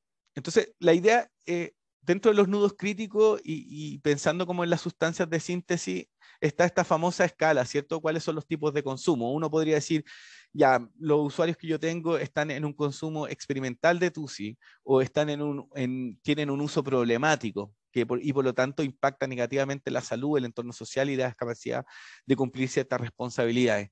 Sin embargo, tenemos usuarios que son policonsumidores, que tienen un consumo de THC y que aún así logran cumplir con sus responsabilidades. O sea, el chiquillo que va al colegio que lo pillaron fumando es un chiquillo que uno podría mirar desde una mirada adultocéntrica, no tiene detenciones, lo pillaron fumando en el colegio, pero más allá a lo mejor de una buena conserjería y preguntarle qué pasó, más allá de eso a lo mejor no es perfil para un programa de uso problemático de sustancias. Entonces, ahí hay un tema, porque la verdad es que esta escala es bien, hoy día y gracias también a la relación que tenemos que tengo con otros países, miren la categoría que tienen los colombianos. Consumo frecuente y no problemático, consumo frecuente y problemático, consumo ocasional y no problemático, consumo ocasional y problemático. Y yo les podría decir que esta categoría es mucho más sensata, porque seguramente los chiquillos que nosotros atendemos están en la categoría de uso frecuente y a lo mejor puede ser problemático, o consumo ocasional y problemático. El chiquillo se tomó una plaqueta de clonazepam, se quedó con resaca varios días, se agarró con la familia, llegó al consultorio, lo derivaron al programa.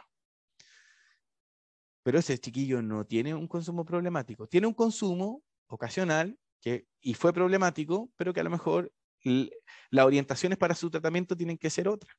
Entonces, importante. Porque también está esto otro, ¿cierto? Esta mirada, esta escalada, que es como que es reactivo, moderado, crónico, impulsivo, caótico, ¿cierto? Los canadienses ponen otra categoría. Yo me quiero quedar con esta porque es la que me hace más sentido, ¿ya? Y que tiene que ver con que el uso de la sustancia tiene un patrón continuo, ¿ya? Podemos estar con chiquillos que están en etapa de dependencia, que están en etapa de abstinencia, que están incrementando riesgo o que están en decremento del riesgo y que finalmente son derivados en algún lugar o en algún momento de ese continuo a algún programa. El tema es que los equipos tenemos que tener la capacidad para poder identificar dónde está ese chiquillo y dónde lo podemos posicionar y a dónde lo queremos trasladar. En términos de traslado, es acompañarlo para que esté mejor de salud. Porque una de las cosas que tenemos que instalar es esto del consumo, que un consumo tiene esta pirámide que es clave, y esta pirámide habla de estos tres elementos. El psicólogo que está ahí, que es Simberg, que es la pirámide de Simberg respecto a las experiencias de uso y consumo, instala tres cosas importantes, que para poder identificar si efectivamente hay un uso problemático y poder alimentar si hay algún riesgo asociado al consumo, es reconocer primero la característica de la persona, los escenarios y los contextos sociales en los cuales se generan esos consumos y obviamente las reacciones del organismo y la sustancia química, ¿cierto? Estos tres elementos nos van a hacer una conjugación de poder identificar, a ver, ¿dónde está el riesgo de este chiquillo? Efectivamente, el consumo de este chiquillo va a estar asociado por estos tres elementos y por lo tanto la experiencia de cada uno de los sujetos va a ser única e individual. Como les decía, respecto a la sustancia, elementos, identificar la composición química, la calidad de la potencia, ¿cierto? La cantidad, la velocidad, la forma de administración. Yo le decía un chiquillo el otro día, me decía, no, nos tomamos 2 packs el día sábado. Ya, 2 packs. Serían 6 cervezas, ¿cierto? 2 packs. 6 cervezas un pack, 6 cervezas otro pack. Pero son cervezas que hoy día en lata tienen 750 cc. Saquemos la cuenta, por favor. Es un alto consumo de alcohol en 2 packs para un adolescente. Son más de 3 litros de cerveza. Entonces, importante. Y eso en una tarde, por ejemplo, velocidad. El perfil de los consumidores de alcohol chileno es característico a diferencia del resto de Latinoamérica, y es que la velocidad del consumo de alcohol y la cantidad agotada los fines de semana. Por eso es la famosa frase del es viernes y mi cuerpo lo sabe, ¿cierto? Y es bien curioso porque eso se instala también desde el discurso, así como... créanme que a nadie, yo el otro día miraba en el supermercado, nadie mira cuando en el supermercado alguien en un carro lleva más de 12 cajas de cerveza. A nadie le llama la atención. Y 12 cajas de cerveza de 24 es harta, son muchas cervezas.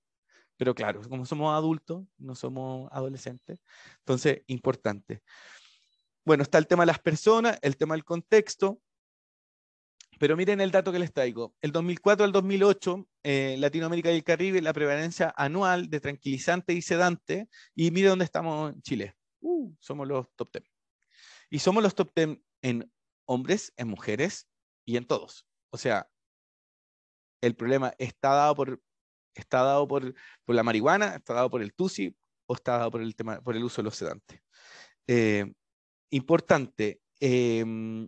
Este otro dato importante que tiene que ver con América Latina y el Caribe, y miren dónde está Chile respecto a las sustancias psicoactivas notificadas en los países. Somos el segundo país. Tenemos uno de los puertos más importantes al Asia. O sea, somos los segundos. Algunas recomendaciones generales que tiene que ver con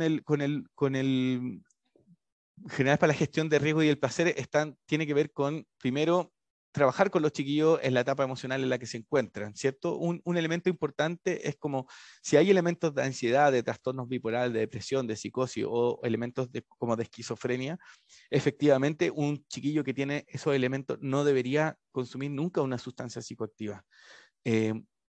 Principalmente porque las posibilidades que puedan tener malos viajes a partir del uso son muy altas, y por lo tanto hay que tratar.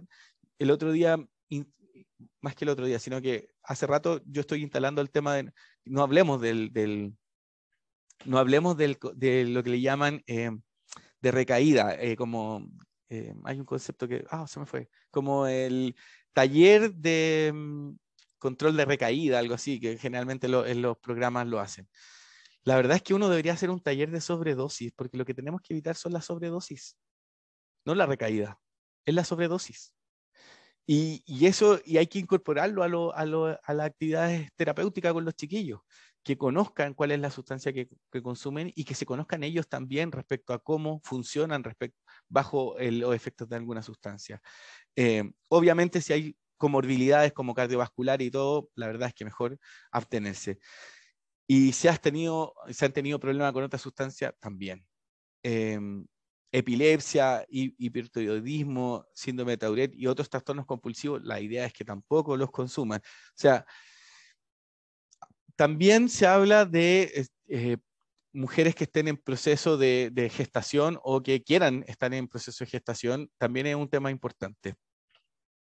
Yo les quería hablar básicamente hoy día del 2CB, pero porque principalmente ahí tenemos que llegar a acuerdo, y ustedes que son parte de la red de Tierra Esperanza, una de las cosas que hay que mirar es que efectivamente hay una sustancia que se llama 2CB, y que es una mezcla entre, los efectos son similares al LSD y al MDMA, pero también los efectos son muy impredecibles porque la calidad de la sustancia que puede llegar a acceder a alguno de los chiquillos, nunca vamos a poder tener la capacidad para poder decir si tiene 2CB o no tiene 2CB.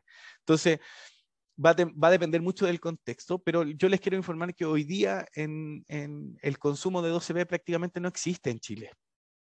Y las pastillas que hay no están relacionadas con 2CB y están más bien relacionados con Boomer, y el Boomer es otra cosa, y que eso deberíamos tener otra capacitación para mirar eso. Las pruebas de análisis que hoy día existen respecto a la gente que ha dicho que compra 2CB son más bien en VO. Entonces, ahí es importante decir que no se consume 2CB y que ha habido una evolución, y ahí me voy a ir a lo rosado, ¿cierto?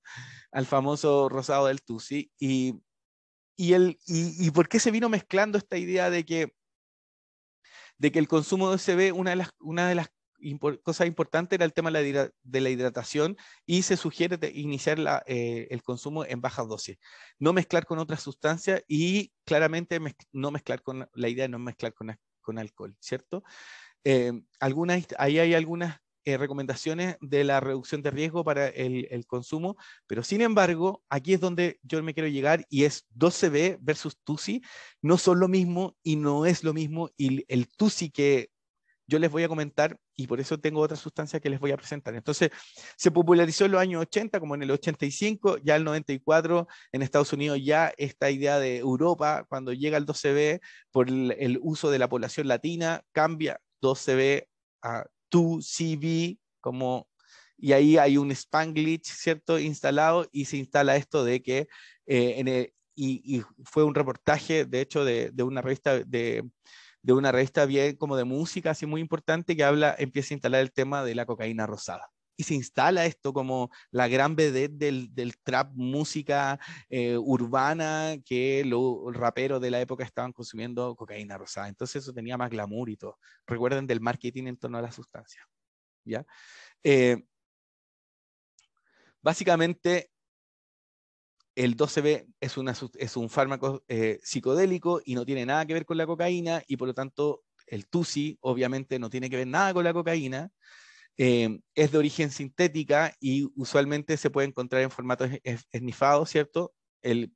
Está en estatus ilegal, y hay efectos parecidos al LSD y al MDMA. Sin embargo, su patrón de duración puede ser entre 4 y 8 horas, y la forma más potente de consumirla es vía fina.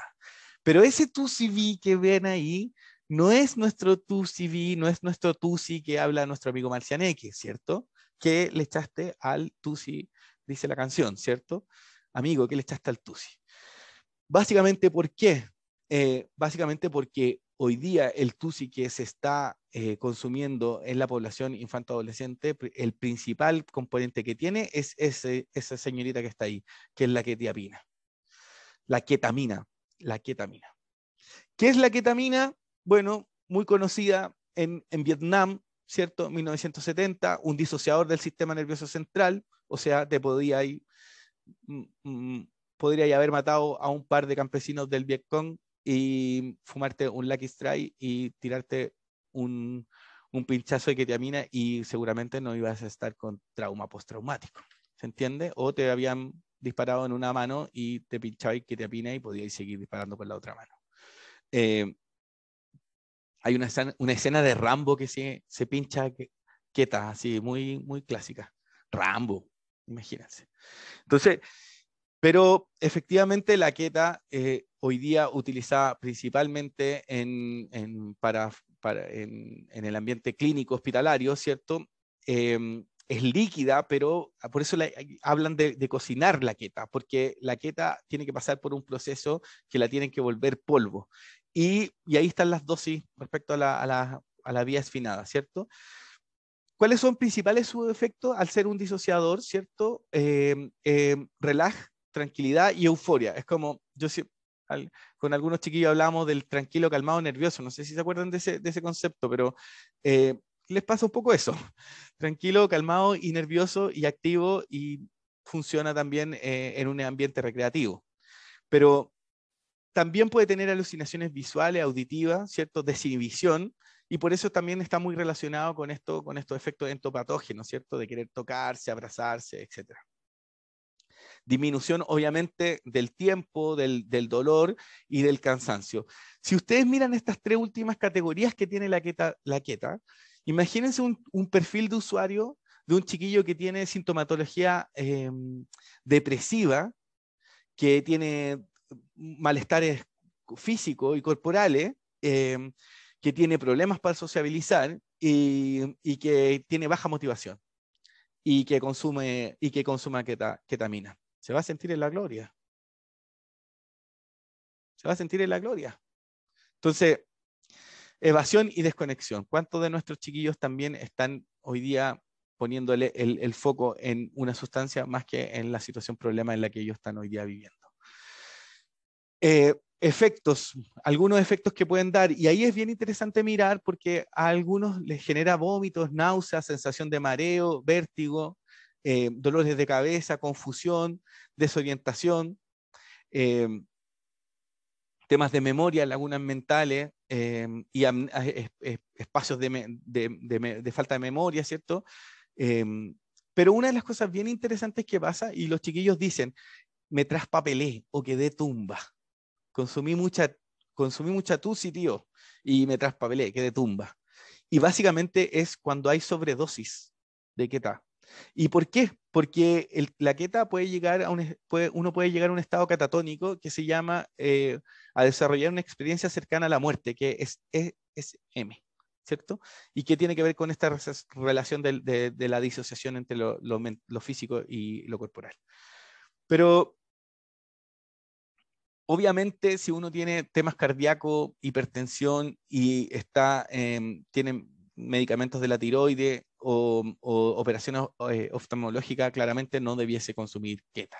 Pero si a nuestros usuarios, como parte del diagnóstico integral, no está hacer una evaluación preventiva de salud, eso no lo vamos a saber nunca hasta cuando tengan un efecto efectivamente problemático en su salud. Entonces, incorporar nuevamente, a propósito de lo que conversamos en la mañana, mirar este fenómeno en la salud también desde la integralidad, ¿cierto? Pero yo les voy a mirar lo que les muestro aquí, y es bien interesante esto. Esa es una plaqueta de color en donde identifica el color de la orina, ¿ya? Uno va a decir, bueno, ¿pero qué tiene la orina? Uno de los efectos importantes que tiene el uso de sustancias de síntesis, especialmente de TUSI, tiene que ver con la deshidratación. Una de las formas de poder saber de qué manera uno está deshidratado es mirando su orina. Y es una forma también de poder trabajar con los chiquillos. Mira, tengo esta plaqueta de colores. ¿Cómo hay estado de orina? ¿Por qué uno le tendría que preguntar a un chiquillo cómo está su orina? Porque a nosotros nos interesa la salud de ellos. Y un proceso de deshidratación en un adolescente puede ser súper riesgoso también. Pero hay un elemento aún más, y que el otro día pesquisaba en un triage de un consultorio, y era que a una enfermera le llamaba la atención que los chiquillos los días lunes estaban llegando con mucha sintomatología asociada a infección urinaria. Y que obviamente ella los pasaba, los derivaba al doctor, y el doctor les daba medicamentos para la infección urinaria. Pero nunca en ese triage le preguntaron si ese chiquillo consumía algún tipo de sustancias. Y miren lo interesante de esto. Una de las sintomatologías asociadas al consumo, al alto consumo de keta, tiene que ver con la inflamación del sistema urinario, y que genera los mismos efectos de la misma sintomatología dolorosa que la infección urinaria, porque al inflamarse el sistema urinario tienen dolores al orinar. Y miren que es interesante poderlo mirar así, porque nos podríamos evitar que los chiquillos vayan o tengan una atención que no necesariamente es la adecuada, ¿ya?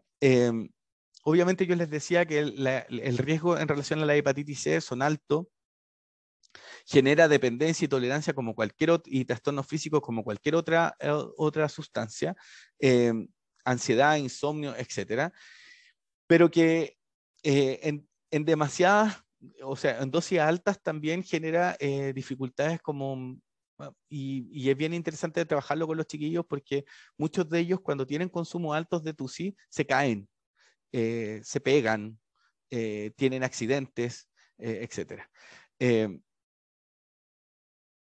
Es bien curioso, pero miren cómo viene la vuelta de las cosas.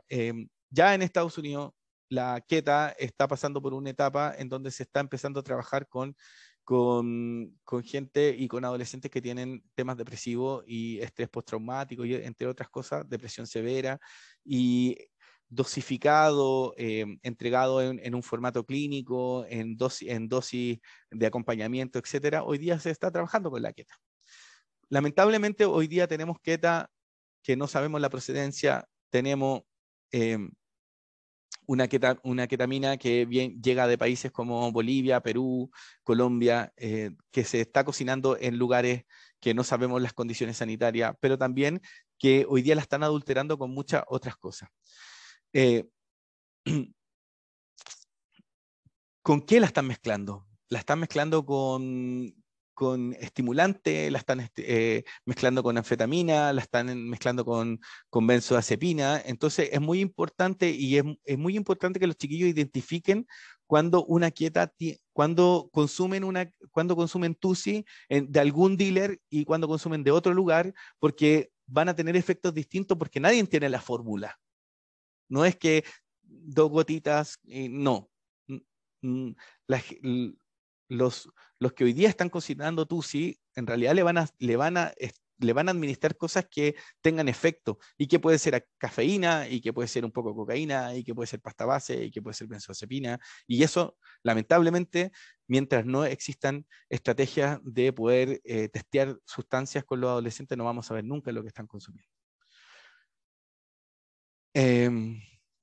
Voy a traer a estos amigos porque van muy de la mano, y que tiene que ver un poco con esto que nos está pasando hoy día con el famoso TUSI. Por eso es como no hace tanto ruido, porque ¿qué es el TUSI entonces? ¿Qué es lo que están consumiendo los chiquillos? Los chiquillos están consumiendo keta con muchas otras cosas, que son adulterantes y suplantadores. Principalmente los adulterantes y los suplantadores lo que vienen a hacer es que vienen a aumentar el componente clave, como que genera la mayor cantidad de efectos, pero son generalmente sustancias de bajo costo y que tienen efectos adversos, como la cafeína, la fenetimina, la mitazol, ¿cierto? La lidocaína, el paracetamol, la procaína, etc. Pero también están los suplantadores, que son los que se utilizan como para suplantar, ¿cierto? Aquellos efectos. Yo me quería quedar aquí, o sea, hay más, pero me quiero quedar con esto de la Inés Dussel y de la Miriam, que instalan como el cuidar entonces sin tanto temor, el cuidar instalando la simetría entre las generaciones, que no sometan uno a otro a la humillación, a la depresión o a la desestimación. Cuidar sin que lo que medie sea el temor al otro, sino que poder pensar en la seguridad como una búsqueda del amparo común. Cuidar enseñando que la vida, la propia y la ajena, es valiosa y hay que protegerla, celebrarla. Cuidar valorando lo público, lo que es mejor o peor. Hemos construido entre otros y debe ser cuidado entre todos. Estas argentinas que tienen una organización, tienen harto material ahí, intercambio, una organización bien potente, instalan el tema del cuidado a propósito de las sustancias psicoactivas. Y principalmente, y esto aquí los quiero dejar, y que tiene que ver con este en viaje que el Observatorio Trasandino de Sustancias hace este mapita en donde dice, a ver, nuestros usuarios son policonsumidores, entonces hoy día están consumiendo keta, ¿cierto? Pero también el que está consumiendo keta, el psiquiatra le da medicamento en nuestro dispositivo, entonces consume keta y benzo. Y miren la keta y la benzodiazepina en qué categoría está. ¡Wow! Muy peligrosa. Entonces tomo alcohol, ¿cierto? Tomo alcohol y tomo benzodiazepina, y miren dónde está. Súper peligrosa. Esta planilla es muy importante trabajarla con los chiquillos y poder hacer trabajos con ellos en torno a la narrativa y qué es lo que están consumiendo un fin de semana. Un patrón de consumo y un acompañamiento terapéutico en términos de poder identificar cuál es su patrón de consumo es clave para poder mejorar las condiciones de bienestar de los adolescentes. Pero con información certera, no con el temor, no instalando el temor. Hoy te va a dar una sobredosis, o te vaya a enfermar. No, sino que poniendo el énfasis en el cuidado y en que el uso del medicamento o el uso de la sustancia son clave. Es necesario, yo también acepto venir a este espacio porque creo que hoy día tenemos que dar una mirada desde el enfoque de reducción de riesgo y daño, y por lo tanto enfatizar en trabajar con el fin de que los usuarios de sustancias mejoren la calidad de vida, ¿cierto? Disminuyen así los problemas asociados al consumo y a la criminalidad. Es importante eso. Por otro lado, la mirada de reducción y de gestión del riesgo y de los placeres también tiene que ver con aceptar que otro puede consumir. y que otro también quiera hacerse daño. Y esa aceptación de que el otro, más bien desde la lógica de la empatía, claro, seguramente algunos equipos están pensando, oye, pero si hay un chiquillo de 13 años que está consumiendo pasta base y alcohol y está en situación de calle, créanme que ese chiquillo seguramente no tiene que estar en su dispositivo. Y eso es súper importante también, tener la claridad respecto a los perfiles. Y por lo tanto, instalando que el tema del uso de sustancias no es un tema de moralidad, ¿cierto? Como decía al principio nuestra Carta Magna. Pero también el discurso en torno a la reducción de riesgo y daño tiene que ver con información de un nivel de objetividad importante, científica, puesta también sobre los daños en el corto, en el mediano y en el largo plazo, pero principalmente en cómo evitar esos daños, ¿cierto? Si yo llego a una atención con un adolescente con el discurso con este discurso centrado en la sustancia, no, la cocaína, la cocaína, la cocaína, en vez de instalar un discurso respecto a lo que está consumiendo o qué es lo que consume, es distinto, ¿cierto? Yo creo que, a ver si me voy aquí. Tengo el Centro Canadiense de Abuso de Sustancia nos dice, mira, hay 4 elementos o 5 elementos que son importantes de mirar desde la reducción de riesgo de daño, y tiene que ver una con el pragmatismo, ¿cierto? Que reconoce que el uso de sustancias alteran el sistema nervioso central, y obviamente va a haber gente que le va a hacer bien y hay otros que no le hace tan bien, y hay otros con los que hay que trabajar en que modere su consumo, etc. Pero también centrado en valores que tiene que ver con el humanismo, ¿cierto? También centrarse en los daños asociados, principalmente los daños que tienen que ver con temas criminológicos, obvio. Poner la mirada en torno al tema de costo y beneficio, y priorizar los objetivos inmediatos, ¿cierto? La Tousé, que es argentina, ella habla bien interesante respecto a cómo esto trabajarlo con la comunidad. Y créanme que desde los dispositivos y desde las redes es bien importante trabajarlo con la comunidad. Promover consumos de menos riesgo claramente y de sustitución de sustancia en una primera etapa es algo que hay que empezar a trabajarlo. Promover prácticas sexuales más seguras es un tema que hay que instalarlo. Efectivamente, porque hay un tema que hay que abrir, y que los usuarios de sustancias son población clave para el sistema de salud, debiesen ser población clave, y por lo tanto están expuestos también a un sinnúmero de otras dificultades. Ideal sería obviamente reemplazar las sustancias adquiridas en el mercado ilegal por sustancias prescritas, ¿cierto? Y ya Argentina, Uruguay, Colombia ya vienen con ese cambio. No voy a hablar en general de los principios generales o elementos esenciales de la reducción de riesgo y daño, porque me gustaría que nos centráramos en las preguntas. Sí, hay algunas preguntas ya. Ya, que nos centráramos en las preguntas, pero principalmente en estas 3 cositas que tienen que ver con la importancia del trabajo en redes, la garantía de los derechos, el enfoque territorial respecto a lo que estamos haciendo, y la cercanía. Los principios generales de la reducción de riesgo de daño, ¿cierto?, que están ahí, y el Tartaski, que es quien ha escrito más respecto al trabajo con población, instala 5 elementos que son importantes. Me voy a quedar con eso porque hay harta información más, pero me quiero quedar con esto al final, y para que vamos a las preguntas, que tiene que ver con lo de Sabater, y con eso cerramos y está bien. Así que lo escucho ahí. Gracias, Jesús. Mira, las consultas las vamos a hacer todas o las vamos conversando. No sé cómo prefieres. Vamos haciéndolas de una, sí. Ya. Sí. Orlando Carballo nos consulta, ¿hay alguna noción de cómo está afectando estas nuevas drogas a lo cognitivo ejecutivo? Actualmente tenemos desconocimiento de cómo afectan las funciones, por lo cual se hace difícil la intervención. ¿Y cuál es el nivel de peligrosidad de los hongos psilocibios? Sí. Ya, mira, con respecto a los hongos, o sea, la psilocibina, finalmente, que es el componente activo que tienen los fungis que se utilizan como para viajes psicoactivos,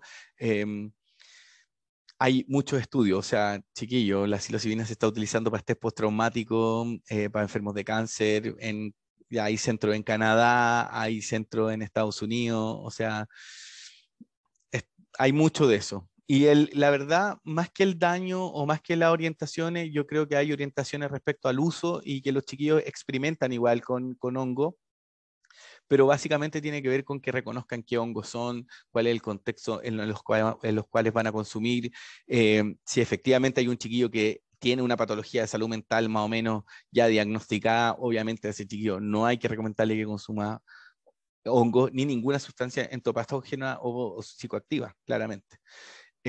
Y respecto a preguntar los daños cognitivos, efectivamente, yo creo que, mira, yo me preocupa más las benzodiazepinas y el daño que genera y los daños que pueden generar la benzodiazepina, más que el daño de la queta en sí.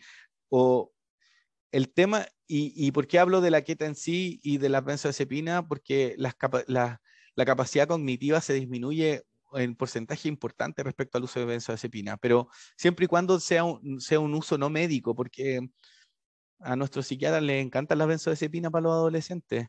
Entonces, como yo creo que ahí sería un poquito más riguroso y como miraría principalmente con respecto al TUSI y al TUSI que no sabemos qué es, ¿cierto? Que puede tener queta, pero no, pero tiene otras cosas más.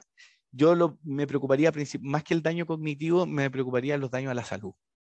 Y eso tiene que ver con que, o sea, por ejemplo, que el uso más frecuente tiene cambios en torno a la alimentación, tiene erosiones en los conductos nasales, etcétera. Yo creo que por ahí. Y obviamente temas de lagunas mentales, etcétera. Como eso.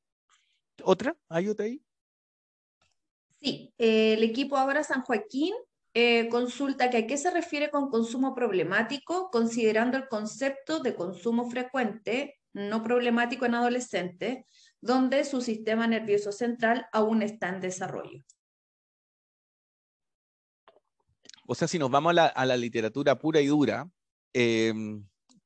dice que es un uso problemático cualquier menor de 18 años que presente dificultades en el ámbito de la salud, social, académico, eh, se considera un uso problemático. Pero como yo les instalaba hoy día la discusión, la verdad es que eso hay que empezar a mirarlo. ¿Cuándo un equipo va a determinar que hay un uso problemático? Cuando existan variados episodios, por ejemplo, de sobredosis, cuando sea un chiquillo que sea policonsultante del sistema de salud.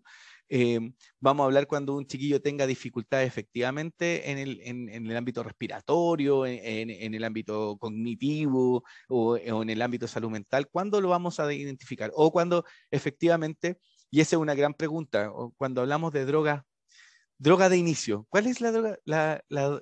Droga, sustancia primaria, pregunta el CISTRAT. Sustancia primaria. ¿La que tiene mayor frecuencia o la que el joven la problematiza más? Entonces la pregunta nuevamente es cuestionarnos como equipo y decir, a ver, ¿de qué nos vamos a preocupar? ¿De la que el chiquillo reconoce como la sustancia problema o nos vamos a preocupar de la que el chiquillo reconoce como sustancia con mayor dificultad en relación a los efectos que genera en su cuerpo? Esa es una discusión que hay que dar. Enfoque derecho, eso. Desde Previene Caldera, Senda Previene Caldera, pregunta, Oye, bueno. tanto para los consumos problemáticos como los que no tienen tratamiento, ¿cuál podría ser la diferenciación de ese tratamiento para cada categoría? La diferenciación, está dado, el compromiso biopsicosocial yo creo que es clave y hay harto esquema para medir el compromiso biopsicosocial. Eso es una cosa importante. Lo otro tiene que ver con temáticas de movilidad, yo creo que también son importantes cuando los chiquillos son derivados ya desde un dispositivo de APS, por ejemplo, o sea que la red de salud asistencial primaria los detecta, hay que poner alerta. Pero, y lo otro tiene que ver con chiquillos que tengan diagnósticos, por ejemplo, pasa mucho con los con los adolescentes que tienen un uso frecuente de THC. Muchos de ellos hay hay dentro de su narrativa, cuando uno le pregunta respecto a sus motivaciones, por qué consume THC, y dicen que es como para estar más tranquilo. Y claramente son chiquillos que no han tenido, por ejemplo, un tratamiento farmacológico adecuado o continuo, o lo han descontinuado, entonces tuvieron cuando chicos y ya cuando tienen 18 años se manejan solo con cannabis por la mañana o por la noche, porque sienten que el THC les genera esta tranquilidad cerebral que ellos necesitan. Entonces, sí, ahí hay hartas categorías. Yo creo que una de las categorías tiene que ver, o sea, una de las consideraciones importantes es vía de administración. Si hay un chiquillo que te dice que está consumiendo LSD por la pupila del ojo, que se puede, o que consume alcohol vía tampones higiénicos, o te dice que se está inyectando, o sea, ahí hay que poner alertas rojas, y hay banderas rojas siempre. Cuando un adolescente te menciona que tiene un consumo incluso experimental de pasta base, yo también pondría la alerta, porque ese adolescente, aunque tenga un consumo experimental de pasta base, seguramente tiene otros policonsumos, y por lo tanto ahí hay que poner la alerta. Y obviamente el énfasis en el tratamiento va a ser distinto. En algunos casos hay que ser, o sea, la lógica de las intervenciones más multidisciplinarias son clave, y a veces más intervenciones más sociocomunitarias también son importantes, o desde la línea de la terapia ocupacional. Yo creo que ahí la complementariedad entre los profesionales es clave. ¿Más preguntas? Sí. Patricio pregunta a través de nuestro canal de YouTube si los screenings de droga de orina que ven opiáceos, cocaína, anfetamina, benzodiazepinas, anfetaminas, detectarían el TUSI. No, pues, no lo detectan, lamentablemente. Y yo creo que, mira, pone un tema bien importante, porque yo creo que hoy día dado las características del mercado de las drogas, dado las características de los perfiles de los usuarios y los consumos de los chiquillos, instalar el test de droga como un elemento terapéutico, importante, terapéutico. No sé si hay equipos del MST ahí, pero eh, utilizar el test nos va a permitir saber con claridad qué es lo que está consumiendo un usuario, con claridad. Y muchas veces ese test puede generar un cambio importantísimo. O sea, la experiencia nos dice que los chiquillos, antes de postular a una comunidad terapéutica, se hace la ficha de derivación, y ese chiquillo dice: no, yo solo consumo creepy. Creepy, no, tío, pura marihuana nomás. Creepy, creepy. Cuando llega a la comunidad terapéutica, le hacen un test de droga, y en ese test aparece que consume PVC. Pero él nunca fumó pasta base. Si nosotros hubiésemos sabido antes respecto a que la creepy que él estaba consumiendo tenía pasta base, se podría haber hecho una socioeducación con anticipación. Y pasa lo mismo con el TUSI. Hoy día, seguramente al chiquillo que consume TUSI y tú le haces un screening de orina, lo más seguro es que va a salir benzodiazepina, y capaz que salga PVC, y capaz que salga otra cosa. Y por eso es importante hoy día la necesidad que tenemos que los programas hoy día que trabajamos en el ámbito del consumo de sustancias, pudiésemos tener la capacidad para poder testear la sustancia, para poderle decir a los chiquillos qué es lo que están consumiendo. Y créanme que eso nos pondría una alerta importantísima respecto a lo que hoy día en el mercado se le está vendiendo. Porque es como, yo siempre recuerdo como la política de drogas del Uruguay, y para el caso de la gente que estaba como, por ejemplo, que vendía pasta base, no están categorizados o sea, no tienen una pena por ley de drogas, tienen una pena por envenenamiento masivo. Y efectivamente, hoy día el que está cocinando TUSI, créanme que le importa poco a lo que le pase al usuario, ellos quieren vender. Y finalmente lo que puede pasar ahí, y lo que pasó en Argentina hace un par de meses atrás, es que murieron 30 personas porque la cocaína estaba adulterada con anda a saber qué cosa, y las urgencias de una comunidad se llenó con usuarios de cocaína adulterada. Entonces, claro, ¿hay más preguntas? Jesús, quedaría, a ver, Scarlett Márquez dice, si los jóvenes tienen tendencia a la autolesión, la literatura refiere a la experiencia de su vínculo está dañada. Sugerencias para que los jóvenes tengan experiencia de nuevos apegos que puedan facilitar el desarrollo de confianza en los jóvenes en el equipo. Ya, yo ahí tengo un amigo mío, el Fernando Sepúlveda de Concepción, un gran profesional del área de la neurociencia. Nosotros venimos hace rato, yo lo vengo invitando al diplomado de reducción de riesgo y daño, y una de las cosas que nosotros hemos determinado y que yo creo que es importante para los chiquillos es la neuroplasticidad, ¿ya? Y la neuroplasticidad tiene que ver con poder también estimular a los chiquillos desde otros sentidos. Y esos otros sentidos tienen que ver mucho con poder experimentar cosas nuevas, ¿ya? La serotonina, la endorfina, las mismas sustancias que nuestro cuerpo genera, los equipos deberíamos tener la capacidad para poder ultra generarlas. Yo decía en una entrevista de ingreso, le decía a un chiquillo, ingresar al programa va a ser mucho más entretenido que lo que estáis consumiendo hoy día. Y me decía, pero ¿cómo? Claro, porque yo puedo tener una tarde con él pegándole un punching ball y conversando y que le está pegando y que está sudando y lo puedo invitar a caminar a pie pelado por las piedras y lo puedo invitar a que sienta distintos olores, lo puedo invitar un día a caminar, lo puedo invitar a arreglar una bicicleta. Y créanme que esas nuevas conexiones que se hacen a los chiquillos les generan un bienestar distinto. Y ya no van a ir a hablar del problema que él tiene, sino que van a ir a un espacio en donde van a tener una escucha, un espacio de escucha, un espacio de acompañamiento, y que los programas de tratamiento tenemos que ser mucho más entretenidos que las sustancias que ellos consumen, obvio. Ese es un gran desafío también.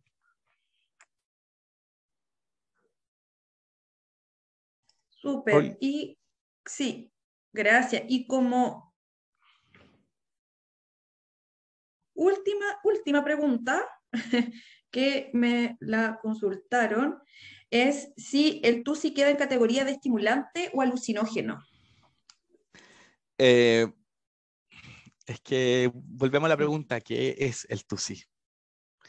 Y si pensamos en que el TUSI, ya, pongámonos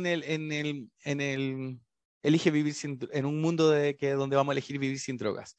Y el TUSI fuera así como puro, y que ojalá solo tuviera quieta. Es un disociador del sistema nervioso central. Por tanto, tiene elementos en el ámbito de un depresor, por un lado, y por otro lado, en un ámbito estimulante. Entonces estarían dos categorías.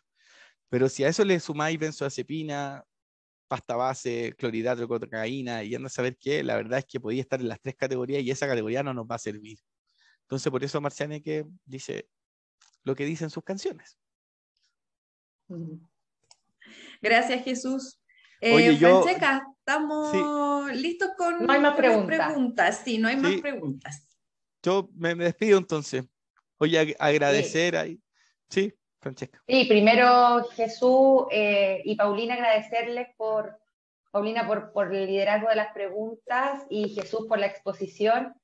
Y obviamente también agradecemos a todos y a todas quienes hoy se conectaron, ¿cierto? Desde distintos puntos del país, norte, tuvimos a Caldera, ¿cierto? Leímos Puerto Montt por ahí también, así que por distintos lugares, para haber formado parte de este seminario en el marco de los 25 años de nuestra institución, Fundación Tierra Esperanza. Como dijo Ricardo en un comienzo, la mejora continua para la calidad del trabajo de la niñez y en la adolescencia es una constante en nuestra institución, así que sin duda este seminario nos ha permitido tener una información más actualizada en relación a las nuevas drogas sintéticas que están apareciendo. Así que muchas gracias, Jesús, muchas gracias a todos y esperamos en alguna otra oportunidad volvernos a encontrar. Oye, sí, bueno, gracias. Darle las gracias a Tierra Esperanza por la invitación, ya segunda invitación que estoy por estos lados. Y nada, pues invitar ahí a los equipos que conversen harto, que lean harto, hay harta información, hay que ordenar bien los temas, hay que ponerse de acuerdo también respecto a cómo vamos a hacer mejores derivaciones, cómo nos vamos a anticipar a diagnósticos mucho más preventivos. Y principalmente yo creo que para los profesionales que están interesados en el ámbito de la adolescencia y en el mundo como de los usos problemáticos de sustancias, también la invitación a poder criticar, a debatir, a abrir posibilidades y a empujar al sistema a que hoy día tenemos que tener mejores servicios de acompañamiento para los adolescentes y obviamente esperar que las reflexiones de hoy día les permitan tener un mejor resultado en sus metas. Así que gracias, Francesca, Paulina, súper, yo siempre aquí esperando, estoy atento cuando quieran de nuevo. Excelente. Agradecemos entonces nuevamente a todos y que tengan un muy buen día. Chao. Chao, chao. Chao.